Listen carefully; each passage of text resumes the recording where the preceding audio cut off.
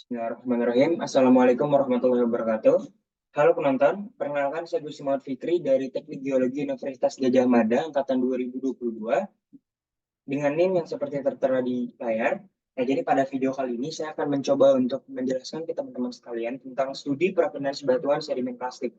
Merupakan tugas dari Profesor Dr. Insinyur Surging Sabto Sarjono, STMTIP ASNN, dari mata kuliah petrografi untuk petrogenesa.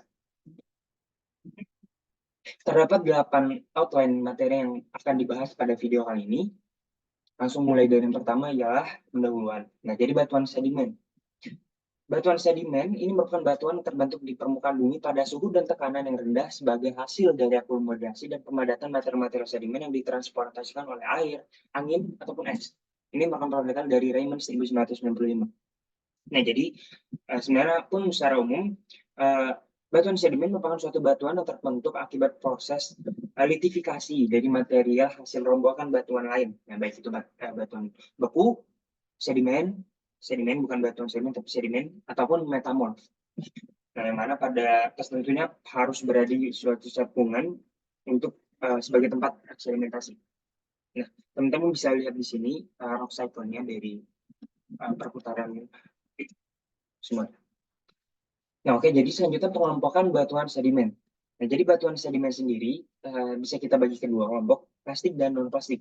Nah, tapi karena pada video kali ini kita akan selanjutnya membahas provenance, yang mana itu kita akan fokus di batuan plastik, batuan sedimen plastik, yang mana batuan sedimen plastik ini ciri khasnya ya tersusun dari fragmen-fragmen atau ialah pecahan batuan yang telah ada sebelumnya. Selain fragmen, ada juga matriks dan semen, yang kemudian mengalami transportasi dan menjadi batuan sedimen.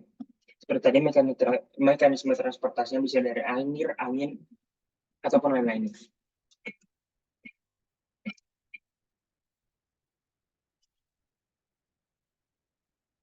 Oke, nah, selanjutnya adalah pembentukan batuan sedimen. Kenapa kita bahas ini? Karena apa? Karena untuk mencari provenance, pasti kita akan perlu tahu proses pertama, pembentukan batuan asal. Nah, walaupun selanjutnya ada pelapukan, erosi, transportasi, pengendapan, dan diagenesis. Tapi kuncinya di sini adalah pembentukan batuan asal. Oke, oke. Mulai dari pertanyaannya, ialah kira-kira batuan sedimen itu dari mana ya? Nah, ini adalah satu pertanyaan yang mengakar kenapa adanya studi provenance ini. Oke, jadi studi provenance batu pasir ini sudah dikaji oleh Dickinson dan Suzek 1979, yang mana pada dasarnya mungkin provenance itu berasal dari bahasa Prancis ya, Prancis, yang mana provenir, yang berarti asal atau tempat diledakkannya. Ya, sehingga studi analisis provenance ini kita mencari tahu asal dari suatu batuan seperti tadi pertanyaan tadi. Menggunakan apa? Menggunakan eh, parameter dan alat petrografi, yang mana kita melihat dari kehadiran mineralnya, kuarsa, feldspar, ataupun fragmen batuan ini. Untuk akhirnya kita membentuk provenance. Oke, sebenarnya dari tadi kita selalu sedimen, dan kenapa di sini ada klasifikatif batu pasir dari Petijon. Nah, yang kita tahu nih ya, batu pasir itu kan terbagi menjadi tiga. Ada tiga komponen ya, ada feldspar, titik, kuarsa. Kenapa batu pasir? Nah, jadi sebenarnya kenapa batu pasir? Karena komponen penyusun batu pasir ini memiliki tingkat ketahanan abrasif dan stabilitas kimia yang sudah teruji. Nah, sehingga karena batu pasir pun sudah tertransportasi jauh, menyebabkan sorting komponen penyusunnya sudah sesuai dengan sifat fisika dan kimianya. Nah, maka dari itu, sorting inilah yang terlihat dengan baik di batu pasir. Dan yang ketiga ialah, apa sih manfaat dari kita mengkaji provenance ini? Nah, mungkin secara umum ada ini, tapi yang akan kita fokusin di sini ialah mungkin mengetahui setting tektonik dari daerah asal batuan. Nah, maka dari itu sebenarnya ada tiga, yang mana tiga ini akan dijelaskan perlahan-lahan. Yang pertama ada continental block provenance. Nah, continental block provenance ini sebenarnya secara umum ya, di batu pasir yang dihasilkan pada tektonik ini adalah jenis batu pasir kuarsa quartz arenit, yang mana fragmen batuan daerah ini mencerminkan bahwa basement batuan bukan saja dari granit atau gneiss gitu, tapi mungkin juga dari batuan metamorf. Nah, continental block provenance ini dibagi menjadi dua lagi, itu ada uplifted basement dan interior, ada basement uplifted dan flattened interior. Nah, ini dia. Nah, flattened interior ini sebenarnya punya ciri-ciri batuan yang kaya akan mineral kuarsa monokristalin, dan mineral kuarsa tersebut tentu juga punya ciri-ciri sudut pemandaman yang sejajar seperti khasnya pada batuan beku lainnya. Nah, tapi keraton interior ini punya sumber sedimen yang areanya terbuka dan telah mengalami perombakan. Dan untuk lokasi pengendapannya sendiri, itu ada di sepanjang platform tepian batas benua dan cekungan laut di atas sekuen ophiolite. Ciri material penyusunnya itu yang tadi ada kuarsa dan rasio Kapfelspar terhadap plagioklasnya itu tinggi, jadi tinggi Kapfelspar. Nah, sedangkan untuk uplifted basement, ini dia sumber sedimennya itu tuh dari pengangkatan basement kerak benua yang dibatasi oleh patahan. Nah, untuk lokasi penggelapannya sendiri itu tuh berada di cekungan yang dekat dari sumber sedimen tanpa mengalami transportasi yang jauh. Itu adalah uplifted basement. Sehingga ciri-ciri penyusunnya itu kuarsa dan felsparnya sedikit, tapi memiliki kandungan litik sedimen yang cukup banyak, kayak gitu.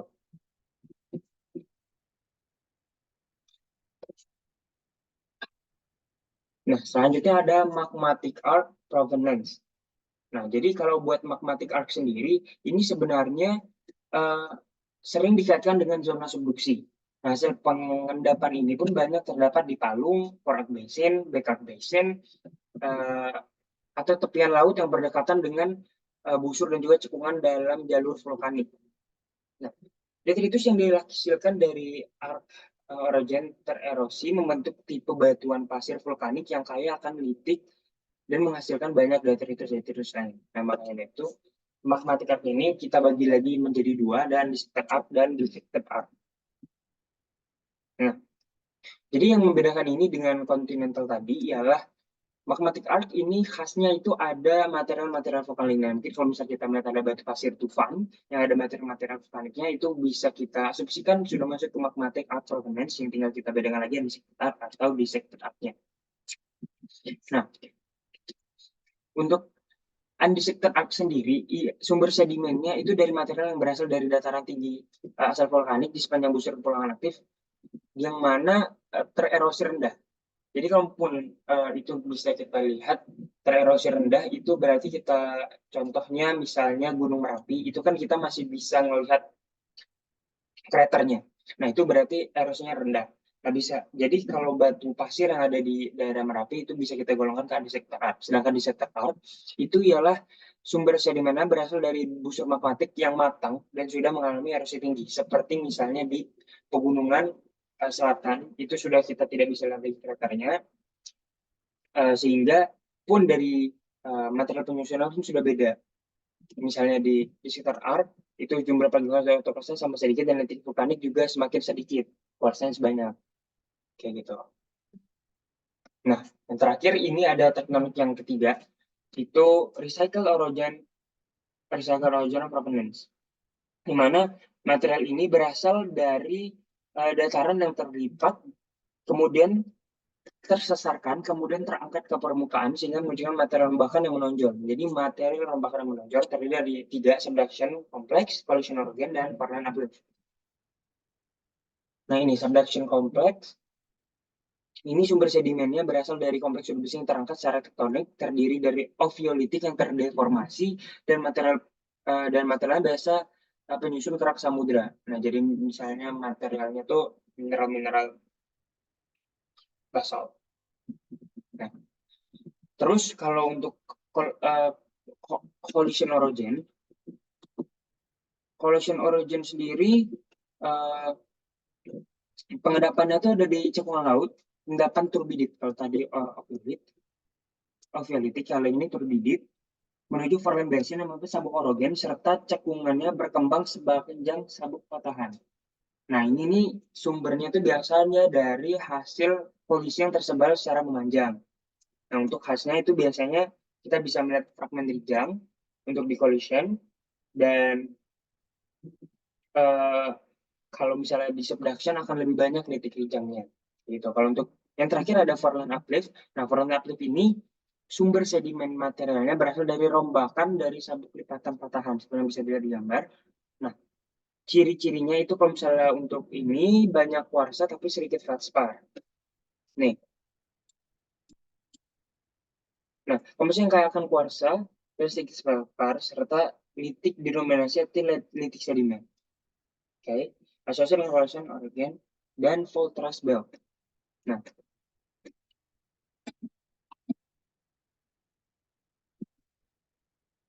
oke. Selanjutnya ke diagram. Nah, jadi eh, awalnya kita hanya membedakan batu pasir itu dari QFL saja. Nah, tapi karena adanya klasifikasi dari Dixon dan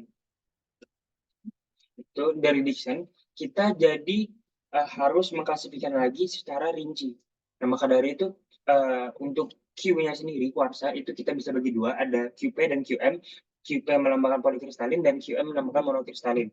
Sedangkan feldspar kita bisa bagi jadi dua, plagioclase-feldspar dan K-feldspar, kayak Na ataupun kayak K.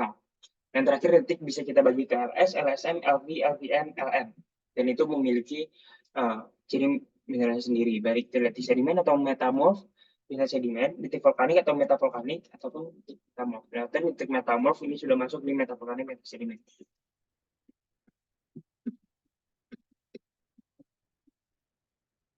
Nah, sehingga secara keseluruhan magmatic provenance bisa kita lihat di tabel ini. Kita ada bisa kita bagi ke stable Craton, basement uplift, magmatic up, dan recycle origin. Untuk stable Craton itu bagian tengah kerak benua atau pasif margin, yang mana ciri-cirinya itu kayak kuarsa QT, dan rasionya antara kayak kuarsa, dan rasio tinggi antara QM per QP. Jadi QM per QP dan FK per FP-nya tinggi. QM lebih tinggi dan FK lebih tinggi.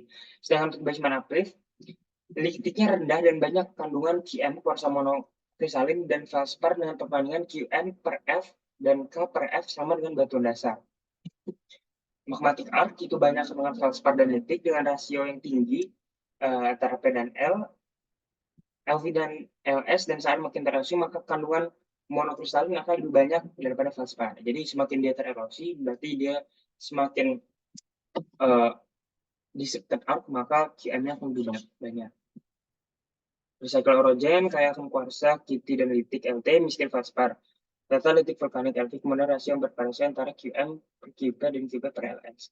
Nah, jadi sebenarnya apabila dalam sayatan tipis kita bisa uh, bisa melihat kuarsa monokristalin atau protokristalin gitu, kita bisa mengidentifikasi, menginterpretasi asal provenance-nya. Nah, ini adalah macam-macam diagram provenance-nya. Ini kita bagi ada BCD dengan QM tadi kuarsa monokristalin, QP kuarsa polikristalin, dan ya ini adalah pembagian yang pertama yang B, diagram triangular QMFLT, diagram triangular QPLVLS, diagram triangular QPMK.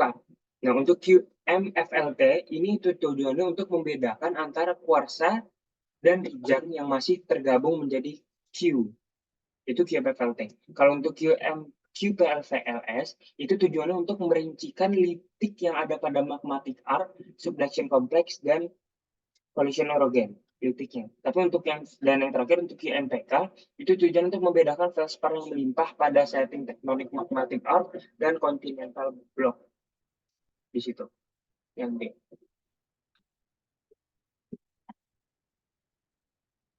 Ini dari semuanya tadi dari penjelasan-penjelasan yang sudah dijelaskan dan disebutkan, kita tahu bahwa untuk menginterpretasi provenance suatu batu pasir, analisis petrografi sangat dibutuhkan.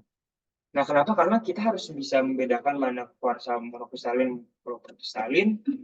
Kita juga harus bisa membedakan mana metasedimen, mana sedimen saja, mana litik, dan mana mineral lainnya. Nah, ini adalah sumber-sumber yang saya gunakan, box, Dikin Sensor, dan buku dari Prof. Sugeng dan Saka. Nah, mungkin sekian dari video yang bisa saya sampaikan. Terima kasih atas atensinya. Apabila ada pertanyaan, bisa silahkan tulis di kolom komentar. Jangan lupa like, comment, share, dan subscribe. Dan slide ini saya dapat dari Slides.go. Oke, sekian terima kasih. Wabillahi taufiq wal hidayah. Wassalamualaikum warahmatullahi wabarakatuh.